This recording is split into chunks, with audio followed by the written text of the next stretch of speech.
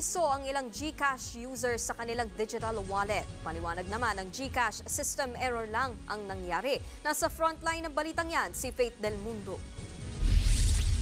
Pambilisan na ng gamot ng netizen na si Rob para sa sis ang 10,000 piso na nasa kanyang GCash.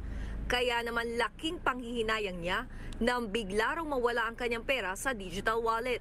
I get really frustrated and disappointed to what happened kasi yung SIM card natin, di ba, we are mandated to register SIM card. Ang sari-sari store owner naman na si Maki, 100,000 piso raw ang nawala sa kanya. Kwento niya, nagkaroon ng halos 50 transaksyon sa kanyang GCash sa loob lang ng 2 minuto. Nanginginig nga ako kagabi kasi hindi ko alam gagawin ko dahil first time na mangyari. Wala naman ako kiniklik na link. Wala rin ako nare-receive na OTP.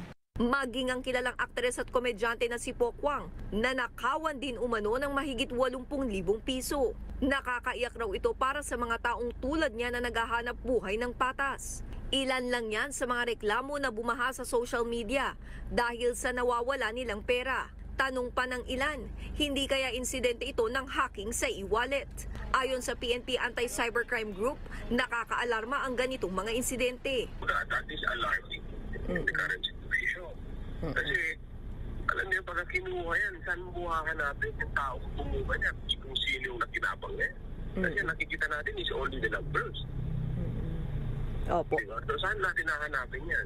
Paliwanag naman ng Department of Information and Communications Technology, maraming SIM card na nairehistro ang mga scammer. They pre-registered a lot of SIM cards to be used by them in order to perpetrate yung mga scam activities nila. What's sad about this is the enforcement of the SIM card registration was left to the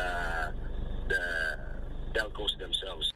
Inimbestigahan na ng mga otoridad ang insidente sa pakikipagtulungan ng GCash. Paliwanag naman ng kumpanya, error lang sa system nila ang nangyari. Isolated incident lang din daw ito dahil iilang users lang ang apektado. Nakikipag-ugnayan naman na raw ang GCash sa mga apektadong account holder.